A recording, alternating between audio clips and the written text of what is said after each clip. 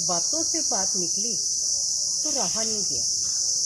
आज कुछ अपना कहने का मौका मिला। लाहौर में पढ़ाई करने के बाद पापा जी की दिल्ली में सरकारी नौकरी लग गई थी।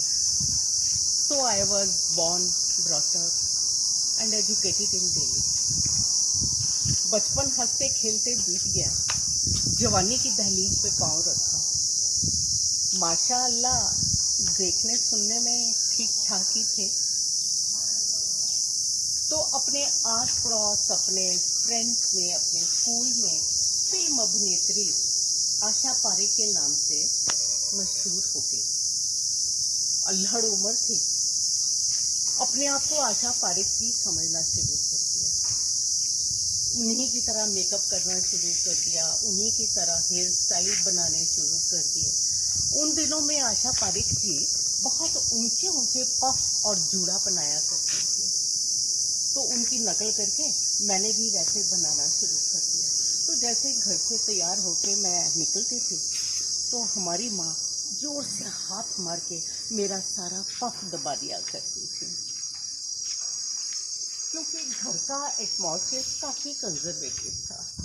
मेरे पापा जी के स्टिक नेचर होने के कारण मेरा और मेरी सिस्टर का गाना गाने का, बजाने का, नाटक थिएटर में काम करने का बहुत शौक था। वो सब अधूरा रह गया।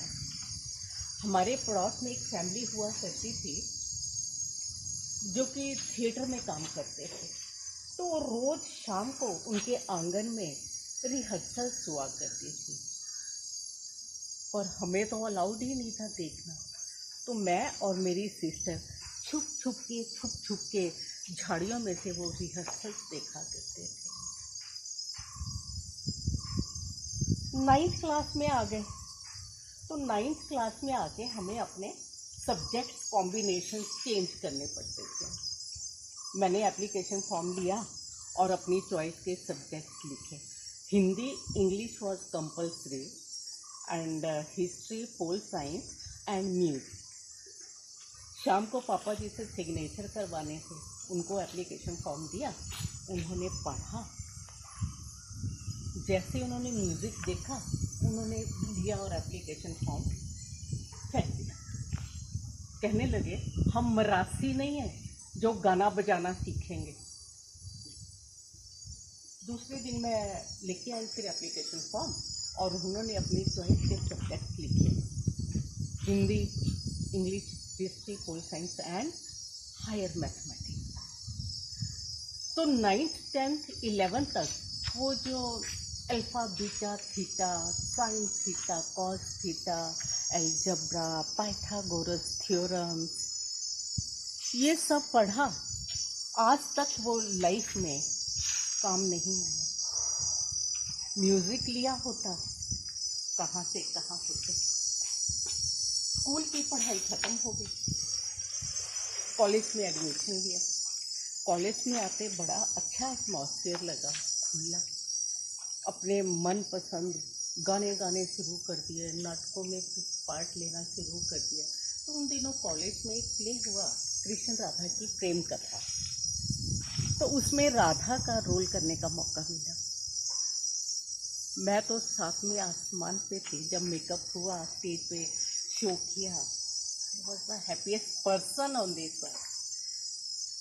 कॉलेज की पढ़ाई खत्म हो गई, फिर क्या, घर में शादी की चर्चा शुरू हो गई, क्योंकि हमारी फैमिली में ज़्यादातर इंजीनियर्स थे।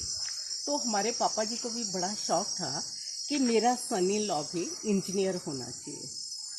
देखते देखते, ढूंढते ढूंढते अपने ही रिश्तेदारों में एक लड़का मिला जो कि अभी इंजीनियरिंग की पढ़ाई कर रहा था।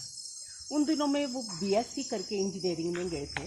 तो 3 साल के बाद आते उनकी हिमाचल प्रदेश पीडब्ल्यूडी में जॉब लग गई। शादी हो गई। शादी के बाद जॉब लगते ही नौकर चाकर, गाड़ी मोटर, बंगला सब कुछ मिल गया, जो कि एक लड़की की चाहत होती है। अच्छी लाइफ निकल रही थी। 3 बेटियां थी। अच्छी जगह उनकी पढ़ाई करवा के अच्छे घरों में शादियाँ। इतनी जल्दी ये वक्त गुजर गया अपनी लाइफ को देखते चंद लाइनें याद आती हैं। जिंदगी की सापाधापी में कैसे निकली उम्र मेरी पता ही नहीं चला। कंधों पे खेलते बच्चे कब कंधों तक आ गए पता ही नहीं चला। एक कमरे से शुरू हुआ मेरा सफर, कब बंगले तक आ गया पता ही नहीं चला। जिस भरी दोपहर में बेफिक्र होके सो जाया करते थे, कब रातों की नींद उड़ गई पता ही नहीं चला।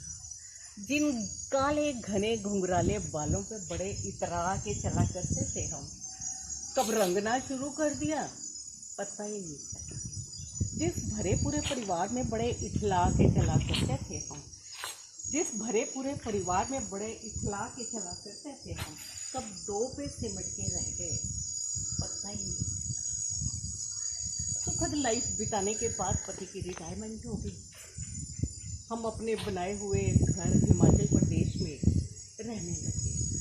तो उनको रिटायरमेंट के बाद भी प्राइवेट जॉब्स मिलते गए एज अ कंसल्टेंट। तो एक लास्ट पोस्टिंग हमारी बेंगलोर में हुई। बेंगलोर में बच्चे पहले ही बेंगलोर में थे, तो बहुत अच्छा समय निकल रहा था। आते ही मैंने पहले कंप्यूटर सीखा। तो कंप्यूटर एक दिन बैठी अपनी मेल चेक कर रही थी, तो एक मेल में पढ़ा, if anybody wants to work with theatre can contact me. शाम होते मैं उनके पास पहुंच गई।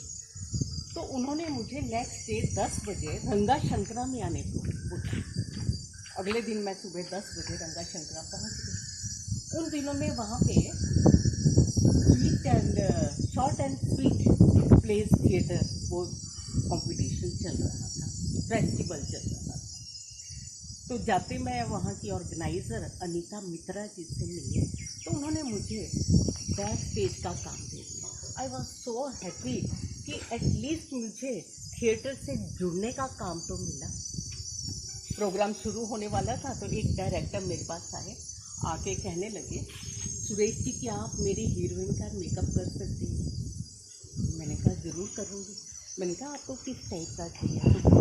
तो एक गांव की स्टूडेंट। तो मैंने 2 चोटियाँ कर दी, फ्रॉक डलवाई, और ही वॉज वेरी हैप्पी कि जो एक मेरी नज़रों में इमेज थी आपने वही बना दिया।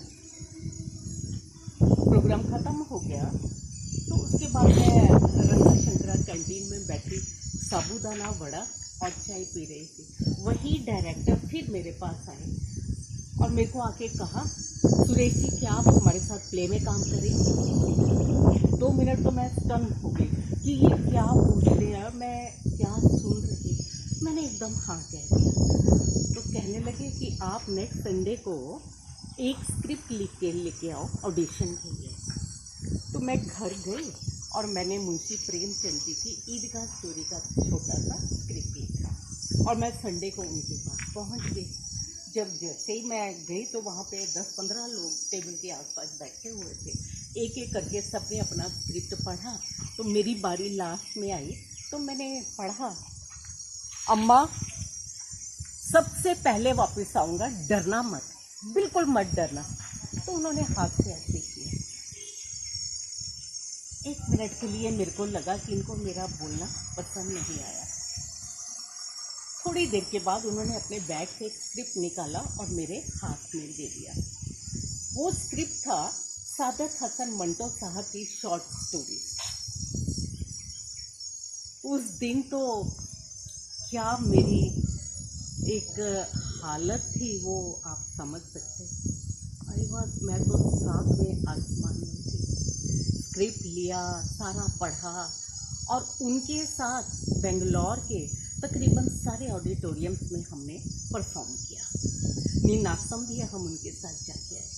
उसके बाद तो फिर मैंने पीछे मुड़कर ही नहीं देखा। एक के बाद एक के बाद एक के बाद एक प्ले मिलते गए और मैं आगे बढ़ती गई। अपना बेंगलोर के एक मशहूर डायरेक्टर हमारे ज़फ़र मोहिनुद्दीन सर हैं, तो वो दीवानगी प्रोग्राम करते हैं अपना। तो उसमें शेर व शायरी पढ़ने का मौका भी मिलता है और अपनी पंजाबी पोइट्री भी खूब पढ़ी। अमृता प्रीतम जी की कविता मैं पढ़ती हूँ, मैं तैनू ज़रूर मिलांगी। मैं तैनू फिर मिलांगी, कदों किथे कोई पता नहीं, पर मैं तैनू ज़रूर मिलांगी। उसके बाद तो एड फिल्म की, शॉर्ट मूवीज़ की, वॉइस ओवर्स किए, क्या क्या नहीं किया। और आज प्रेजेंट में, आज के दिन में मैं ज़फ़र मोहिउद्दीन सर जी के साथ एक नाटक कर रहे हैं। जिस लाहौर नहीं देखा वो जम्मिया ही नहीं।